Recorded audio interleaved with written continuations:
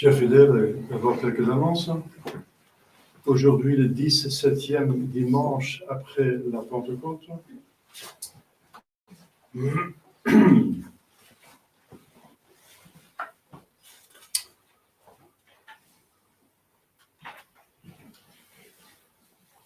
En France, on fait souvent la solennité de Sainte Thérèse de Lisieux, qui est ce patron secondaire. Ça fait dès le 3 octobre. Vous pourriez dire pourquoi on ne prend pas la solennité alors, la solennité de cette fête le 18e dimanche après la Pentecôte, qui est le 1er octobre. C'est parce que ce jour-là, on prend souvent en France la solennité de Notre-Dame du Saint-Rosaire, qui est alors le 7 octobre. Voilà. Donc on va penser à Sainte Thérèse de Lisieux, enfin sa fête viendra donc le 3 octobre. La plus grande sainte de temps moderne, selon le pape Pie XI, qui l'a canonisée sainte, plus grande sainte de temps moderne. Et sa doctrine est incontournable, donc nécessaire pour tout le monde, pour fonctionner convenablement comme chrétien. Lundi de la Férie, ensuite Saint-Nicolas de Flux, ermite patron de la Confédération. Mardi de la Férie, mémoire de Saint-Cyprien et Justine, martyrs. Mercredi, Saint-Côme et Saint-Damien, martyrs. Jeudi, Saint-Venceslas, duc de Bohême, martyr. Et vendredi, c'est la grande fête de dédicace de Saint-Michel Archange, première classe. Il est patron de la France et de l'Allemagne et de la Biélorussie. Et donc aussi, bien sûr, le gardien de l'Église catholique. Samedi, Saint Jérôme, confesseur et docteur. Entre parenthèses, Saint Jérôme n'était que prêtre et que même père de l'Église. Ça montre que, au sens strict, l'Église enseignante, ce sont les évêques, avec le pape inclus, bien sûr, qui est évêque de Rome, et les conciles, le magistère. Mais les pères de l'Église sont indubitablement magistères de l'Église. Mais il y a des pères de l'Église qui sont prêtres, il y en a même un diacre, Saint Éphrem de Syrie, le chantre de la Sainte Vierge Marie, qui avait fait des magnifiques textes sur la Sainte Vierge Marie, n'est que diacre. Donc vous voyez qu'au sens large, le magistère enseignant inclut les diacres et les prêtres. Au sens strict, c'est les évêques qui sont églises enseignantes et les prêtres et les fidèles sont églises enseignées. Vous voyez, c'est quand même, ça c'est au sens strict, mais au sens large, c'est différent. Il faut distinguer, il faut faire des distinctions. Le manque de distinction, c'est une des causes du modernisme. On tombe dans les erreurs si on ne fait pas assez de distinction. Dimanche prochain, c'est en même temps le 1er octobre, et c'est le 18e dimanche après la Pentecôte. Le mois d'octobre est le mois du rosaire.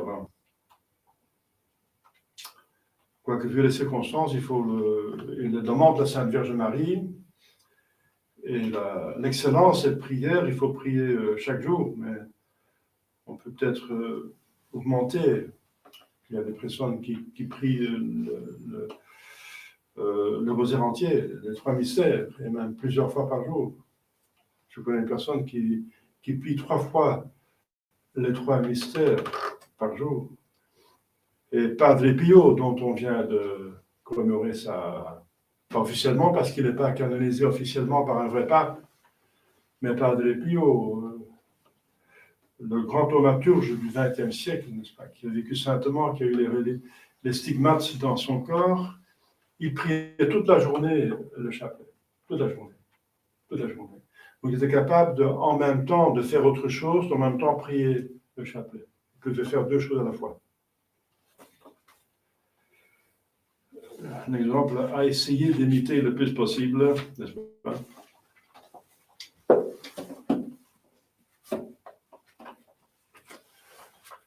Au nom du Père et du Fils et du Saint-Esprit, ainsi soit-il. L'évangile d'aujourd'hui, chers fidèles, que l'Église vous demande de commenter, ça s'appelle le sermon. C'est quoi un sermon? C'est une prédication sur l'évangile du jour. L'Église demande de faire un sermon le dimanche, tant que possible. Eh bien, ça vaut la peine parce que, enfin, l'évangile vaut toujours la peine, bien sûr. Mais ici, c'est, comme vous avez lu, très spécial, parce que notre Seigneur donne des informations essentielles. Le plus grand et le premier commandement. Mais avant de commenter ce texte, je voudrais passer à la deuxième partie, qui est la question de Jésus-Christ aux grandes têtes, n'est-ce pas, de son époque, les pharisiens, les spécialistes, les théologiens. Ils devraient savoir un texte essentiel, encore un autre texte essentiel, ça veut dire qui est le Messie. Toute l'espérance d'Israël était sur le Messie. On était dans une situation intenable. C'est le péché de Adam et Ève et les péchés personnels. Et on allait en enfer, n'est-ce pas? Si il n'y avait pas une action de sauvetage, n'est-ce pas, de rédemption. Donc, on attendait tous le Messie.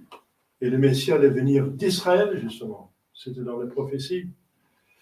Donc, c'était important de savoir qui est le Messie, selon les prophéties.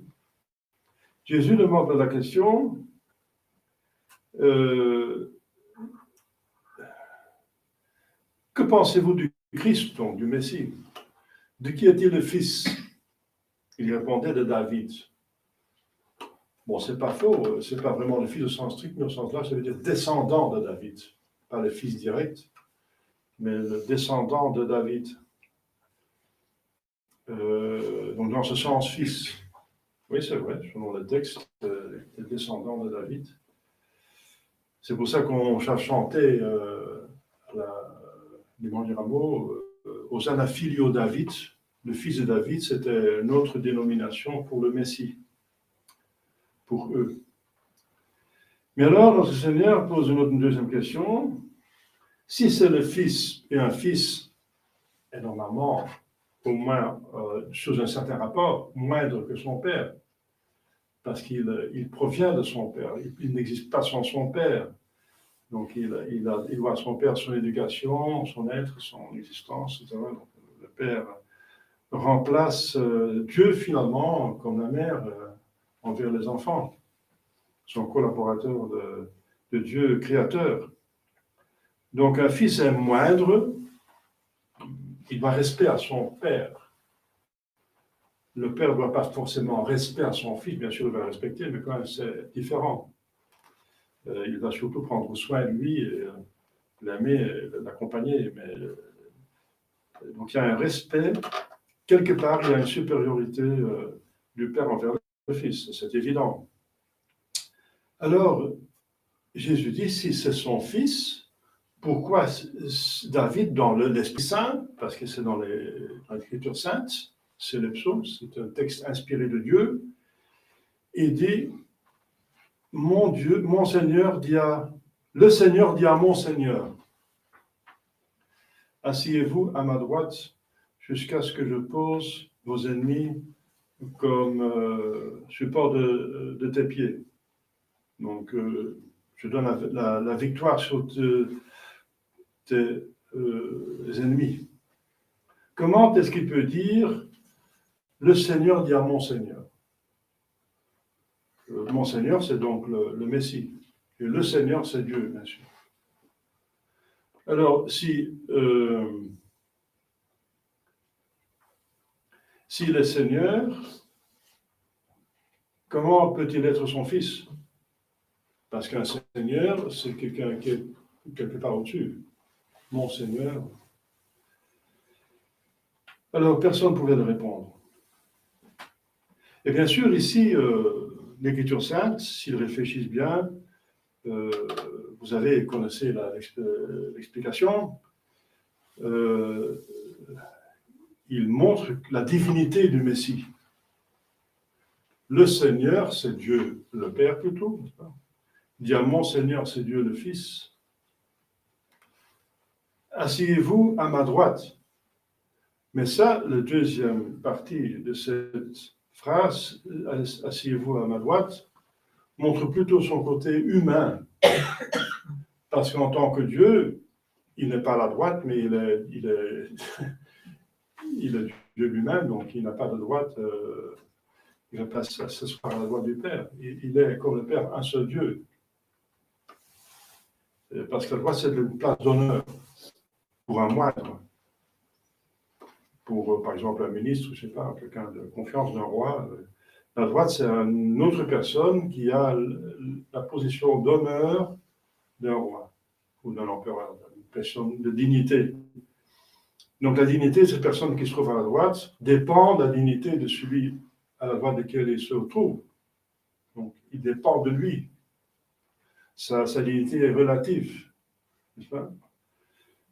Alors, la relation qui est l'origine, c'est celui qui donne, c'est plus que celui qui reçoit, n'est-ce pas?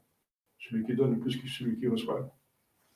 Alors, donc, s'il s'assied à sa droite, ça veut dire deux choses. C'est qu'il est moindre dans ce point de vue-là, et c'est son humanité. Et qui est de la droite, c'est qu'en tant qu'homme, il a la position d'honneur sur toutes les créatures. Donc, il y a beaucoup dans une petite phrase. Hein. Et justement, les pharisiens devaient le savoir, les spécialistes, les docteurs, n'est-ce pas, devaient le savoir. Donc, jusqu'à ce que je pose vos ennemis en-dessous de tes pieds, vos pieds. Alors, ça veut dire qu'il va encore apporter la victoire totale sur le mal, sur le diable. Donc, c'est le Messie. Il t'écrasera la tête. Elle t'écrasera la tête. La femme et son fils. La femme et ses descendances. T'écrase la tête. Donc, c'est clairement plusieurs choses. Qu'il y a un combat, parce qu'il y a un ennemi, et que là, la victoire. Voilà. Alors, donc c'est un texte très, très riche. Et voilà, pour nous, c'est intéressant. Cela confirme donc la divinité de notre Jésus-Christ, son humanité, son siège à la droite du Père. Donc, il est roi de l'univers, et qu'il a la victoire, qu'il domine tous ses ennemis, et qu'il aura la victoire. Pourquoi aura la victoire? Parce que jusqu'à ce que je pose, ça veut dire qu'il ne s'est pas posé directement. Jusqu'à ce que ça veut dire que ça dure un certain temps. Pourquoi? Eh bien voilà, vous savez ça. Parce que le bon Dieu donne à l'homme, et à l'ange, il a déjà donné, mais ça allait plus vite, puisque l'ange est moins compliqué que l'homme. Il a donné à l'homme l'occasion de faire le choix. De faire le choix d'amour de Dieu, de faire ses pas d'amour de Dieu, de répondre à l'amour de Dieu pour mériter les cieux. Voilà, c'est un texte très riche. Et les pharisiens sont humiliés au lieu d'être reconnaissants. Ils vont encore cocoter parce que c'est dans la grande semaine, hein, et après quelques jours, ils vont tuer, n'est-ce pas? Et ils montrent leur supériorité. Donc c'est une haine aveuglante. Et alors, justement, il s'agit de l'amour de Dieu, n'est-ce pas? Dont je viens de parler là tout de suite. Que, voilà, le premier commandement et le plus grand, c'est justement dans la loi même, il y a écrit dans Deutéronome, il y a marqué, parce que le premier de tous les commandements est, écoute Israël, le Seigneur votre Dieu est un Dieu, et tu l'aimeras, Dieu votre Seigneur, de tout votre cœur, etc., etc. Donc c'est même dans l'Écriture sainte, le premier de tous les commandements est d'aimer Dieu, de l'accepter comme Dieu, un seul Dieu, bien sûr, qu'il peut y avoir un seul Dieu, et l'aimer de tout son cœur, de toutes ses forces. Et Jésus ajoute, ceci est le plus grand et le premier commandement. Le plus grand parce qu'il est au-dessus de tout. tous les autres commandements, tous les autres devoirs, toutes les autres obligations, tous les autres offices, tout ce qu'on doit faire, c'est aimer le bon Dieu au-dessus de tout. Et c'est pas si difficile que ça, puisque la bonté est aimable et Dieu a prouvé sa bonté, ses bontés envers nous. Première bonté, c'est d'avoir pensé à nous de toute éternité, parce que Dieu est en dehors du temps. Il a pensé à chacun de nous de toute éternité. De toute éternité. Il a décidé de nous créer et de nous donner des grâces, c'est toutes les bontés, n'est-ce pas, destinées au ciel. De toute éternité, je suis dans sa pensée. Parce qu'en Dieu, il n'y a rien de neuf, donc c'est normal que de toute éternité, il a décidé que vous existiez ici et maintenant, que vous existez ici et maintenant. C'est le bon Dieu qui a voulu ça, n'est-ce pas, qui a organisé cela. Bien sûr, vous avez aussi une partie de votre volonté libre, mais vous n'avez pas décidé d'exister, par exemple. Alors ensuite, effectivement, il vous a créé. Il a créé votre âme. La conception, ça vient des parents, bien sûr, mais même les parents sont des créatures. Mais l'âme, qui est la partie plus importante, c'est la différence entre nous et les animaux, c'est ce qui est immortel. Mais c'est créé par Dieu au moment de la conception. Dès qu'il y a un embryon, n'est-ce pas, qui a toute la programmation de l'homme, qui est un homme déjà, qui a tout un homme, il faut que ça développe, c'est tout se développe. Dieu, librement, bien sûr, mais il le fait, il infuse une âme, qui est un esprit, donc beaucoup de matière au peu de matière, ça n'importe pour un esprit, il est dans la matière, donc une âme peut s'attacher en tant qu'esprit à un petit embryon qu'à un grand homme de 2 mètres de longueur. Ça n'a pas pour un esprit d'importance, la quantité de matière. Donc dès la première conception, dès que la matière est apte pour être un corps humain, Dieu crée lui-même, en personne, crée l'âme. Donc nous sommes créés par Dieu. Nous sommes une créature. Vous dites, oui, mais le bon Dieu a décidé il a arrêté de créer après le 6e jour. Distingué. Il a arrêté de créer de nouvelles espèces, mais il continue à créer des individus. Donc, il faut distinguer les choses. Sinon, l'âme n'est pas une créature de Dieu. On tombe dans des contradictions, puisque la création est trop grande, l'esprit est trop grand pour être fait via que ça vienne d'une autre créature. C'est pas possible.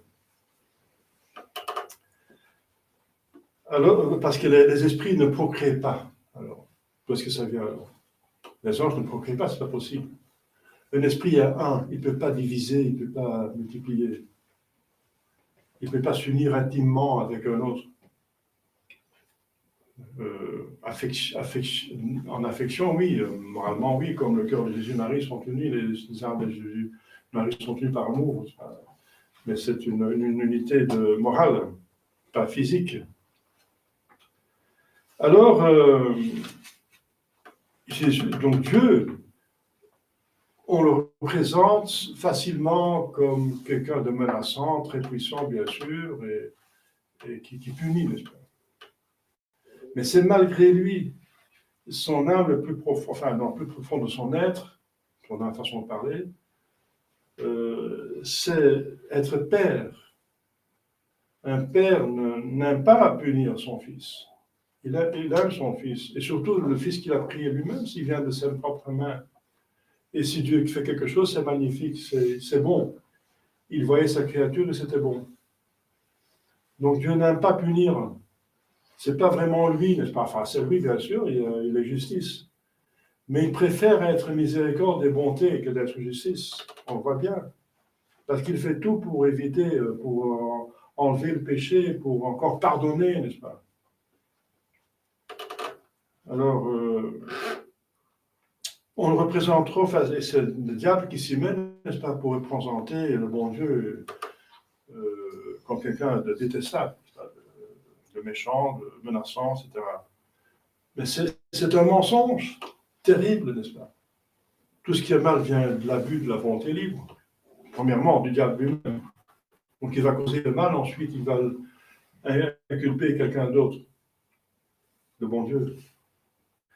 Donc, le bon Dieu, il ne faut pas oublier sa providence. Une fois qu'il a créé l'homme, il accompagne comme un bon père, n'est-ce pas, qui procrée, il ne va pas laisser l'enfant comme ça, il va prendre soin de lui. Et le plus que c'est un bon père, le plus qu'il prend soin de lui. Eh bien, c'est la providence. La providence, c'est Dieu qui prend soin de nous. Et après la création, n'est-ce pas, quelque chose d'extraordinaire, d'exister. J'existe. Vous vous rendez compte? Il faut se rendre compte que vous existez. Un animal ne peut pas se rendre compte. C'est typiquement humain de savoir qu'on existe. Vous existez, et pour toujours. Vous n'allez jamais arrêter d'exister. C'est quelque chose de divin, ça, l'éternité. Un esprit, être un esprit, intelligence, mémoire, volonté, c'est quelque chose. Justement, c'est l'image de Dieu qu'on a en nous. C'est magnifique. Il faut avoir une estime de son âme. Si seulement vous avez une estime plus grande de votre âme, vous aurez une horreur de endommager. On ne respecte pas assez son propre âme. On ne s'aime pas assez. On se respecte dans le bon sens. On se respecte et on s'aime dans le mauvais sens, dans l'égoïsme. Dans le péché, justement. Par amour de soi-même, on va pécher. Mais c'est se détruire. Ce n'est pas un amour de soi-même, c'est la haine. Vous voyez qu'on est absolument... C'est absurde ce qu'on fait, n'est-ce pas? Absurde. On pense qu'on se fait plaisir en péchant, mais on se détruit. Le vrai amour, c'est de respecter votre âme, n'est-ce pas? De voir ce que c'est vraiment. C'est quelque chose de presque divin. Enfin, c'est vrai, c'est divin de sorte que ça vient de Dieu et que ça ressemble beaucoup à Dieu. Vous êtes éternel. Pensez déjà au temps, n'est-ce pas, pour comprendre la bonté de Dieu, pour mieux l'aimer. Regardez que dans le passé, je viens de le dire, Dieu a pensé à vous de toute éternité. Quel amour! Parce que penser à quelqu'un, c'est un signe d'amour, quand même. Si on aime, on pense à personne, si on déteste, on veut l'oublier le plus possible. Ou juste sur le souvenir peut-être pour se venger, c'est tout. Mais on n'aime pas le souvenir de ses ennemis. Donc, pensez. Et dans l'avenir, on existe pour toujours. Vous n'allez pas arrêter d'exister. Pas arrêter d'exister. Et ce n'est pas seulement une croyance, n'est-ce pas, pour des intelligences obscurcies par les péchés originels. La foi nous enseigne, bien sûr. Mais on peut prouver scientifiquement, par la vraie philosophie, qui est une science, que l'âme existe, que l'esprit est éternel. On peut prouver. Alors pensez à cela, que vous allez exister éternellement. Éternellement. Ici, nous sommes, disons, passagers, nous sommes dans un véhicule, ça veut dire le corps, qui est très intéressant, parce que c'est encore une chef-d'œuvre de Dieu, n'est-ce pas?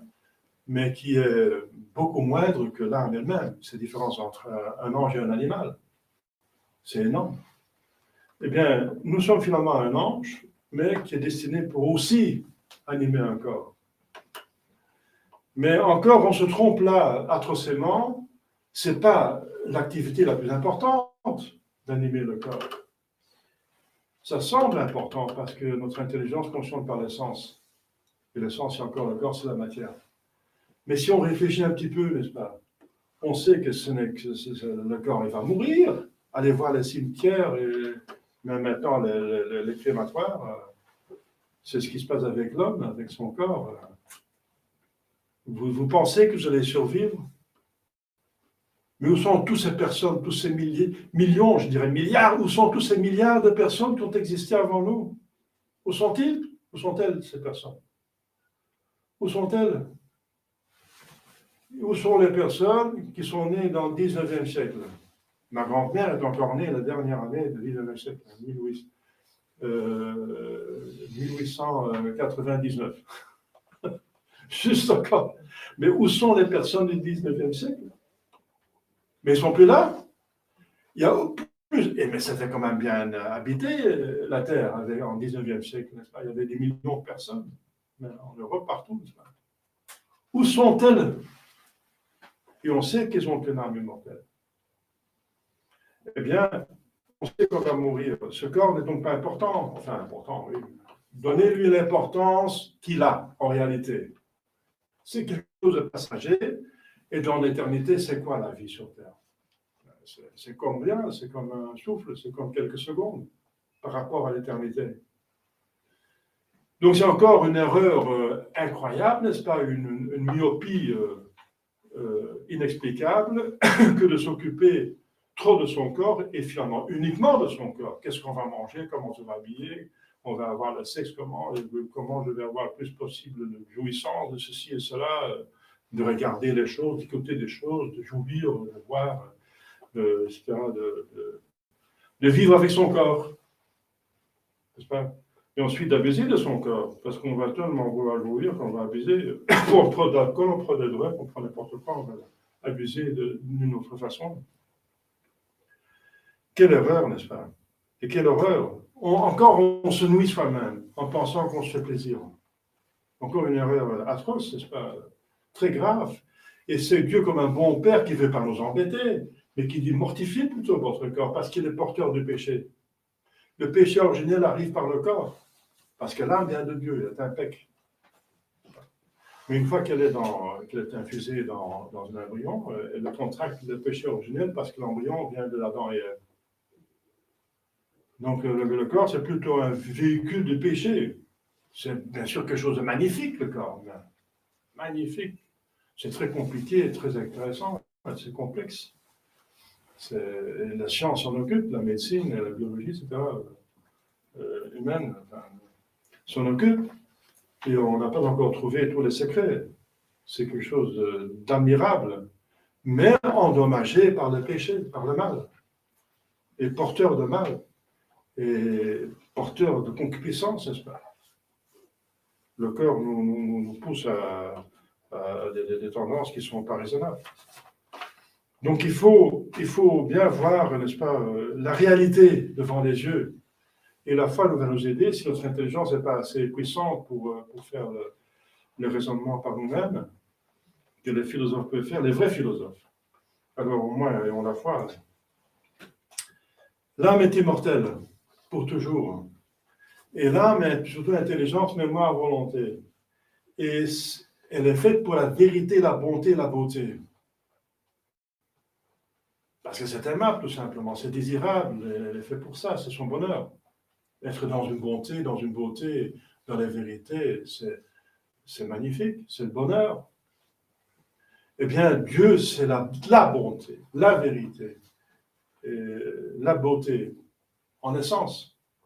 Donc, c'est évident qu'on est fait pour le bon Dieu. Alors, ne vous occupez pas des choses passagères, n'est-ce pas, qui vous détournent du but. Et là, vous comprenez, du coup, le commandement le plus important, puisque c'est le but de la vie. Alors, c'est là où nous devons aller. Et tout le reste, c'est en fonction de, n'est-ce pas? Alors, à part ça, il y a encore un autre motif que vous savez, n'est-ce pas? Pour aimer le bon Dieu, c'est sa troisième action envers nous comme Père. Une fois qu'on a péché gravement, qu'on a insulté, qu'on a diminué son honneur, qu'on l'a gravement, n'est-ce pas, insulté par le péché grave, les péchés graves,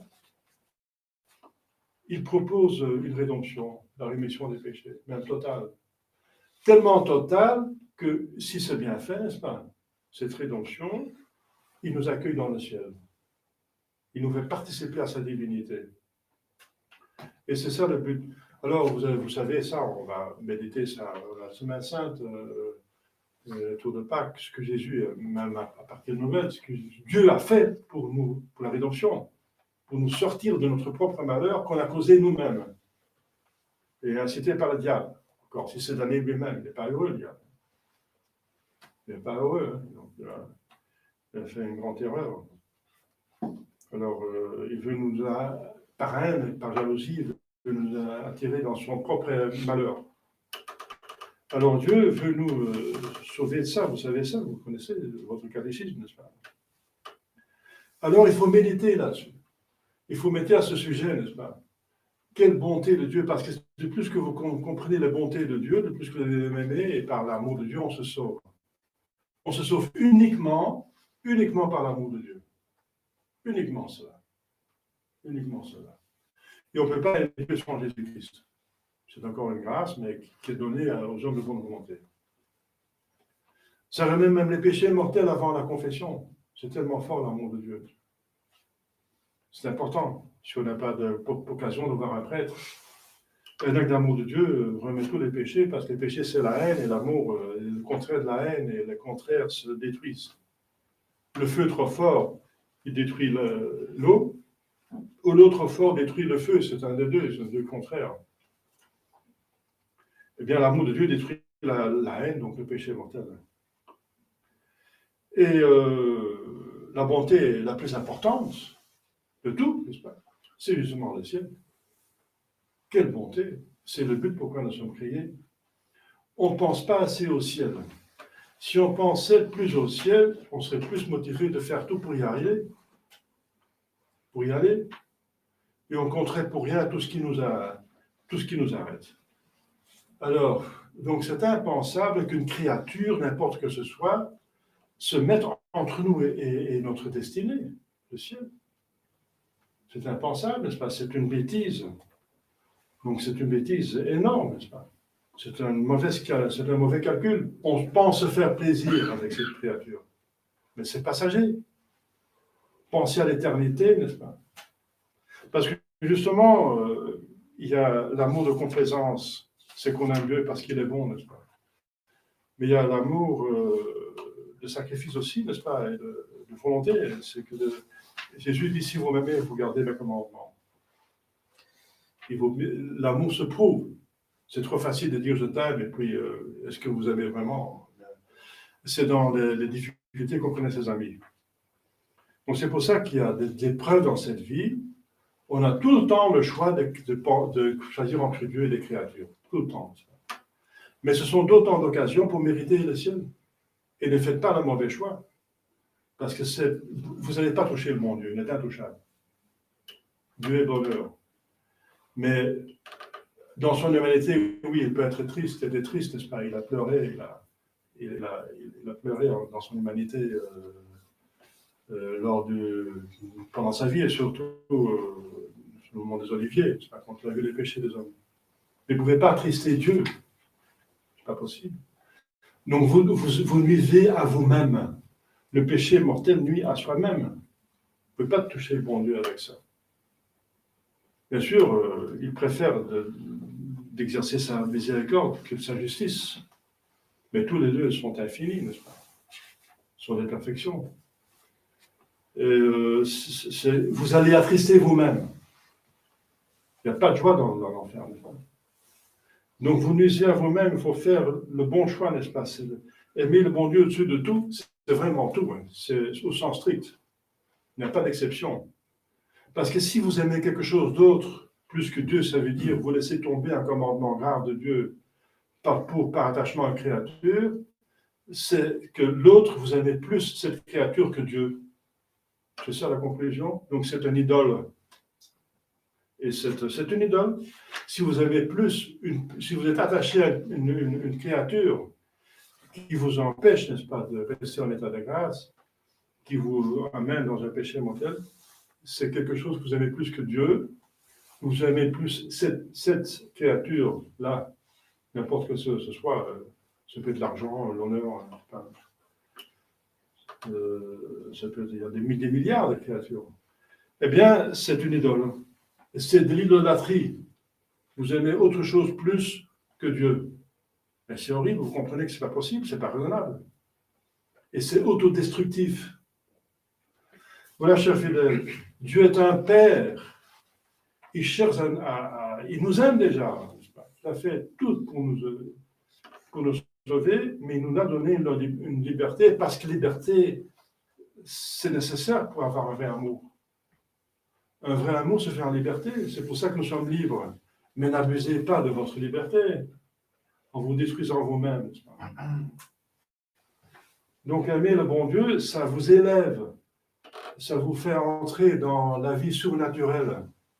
Le diable veut vous proposer, c'est un singe, n'est-ce pas? Il veut proposer la même chose, bien sûr, à sa façon. Ça s'appelle transhumanisme. La vision béatifique, la divinité, c'est de participer à l'intelligence de Dieu et à la bonté de Dieu. Le diable veut faire la même chose. Il veut connecter le cerveau humain à la connaissance, n'est-ce pas, du monde, à Wikipédia. Mais qu'est-ce qui va se passer? Eh bien, vous allez connecter, la Kabbale veut vous connecter, n'est-ce pas, qui sont l'église du diable, n'est-ce pas, la Kabbale. Connecté avec les ordinateurs et une plus grande connaissance du monde. Mais c'est plutôt pour vous contrôler et ensuite vous devenez, vous rendre esclave. Et ça va être à votre malheur. Donc, le vrai transhumanisme, enfin, le transhumanisme voulu par Dieu, c'est que vous êtes élevé au-dessus de votre humanité, n'est-ce pas, que vous participez à sa divinité, à sa connaissance, son amour, sa vie divine. Vous vous rendez compte? L'âme, c'est déjà une image de Dieu extraordinaire, c'est différent entre nous et un animal, mais la vie surnaturelle va être encore plus, beaucoup plus que ça. Alors, chers fidèles, ne tombez pas dans ces erreurs, n'est-ce pas, mais faites un examen sérieux, n'est-ce pas, et demandez à la Sainte Vierge Marie de faire le bon choix et de méditer sur la bonté de Dieu, la prédestination, n'est-ce pas, qu'il a pensé à votre éternité, sa création, la providence, la rédemption, la sanctification, la glorification, qui sont tous des bontés infinies. Au nom du Père et du Fils et du Saint-Esprit, ainsi soit-il.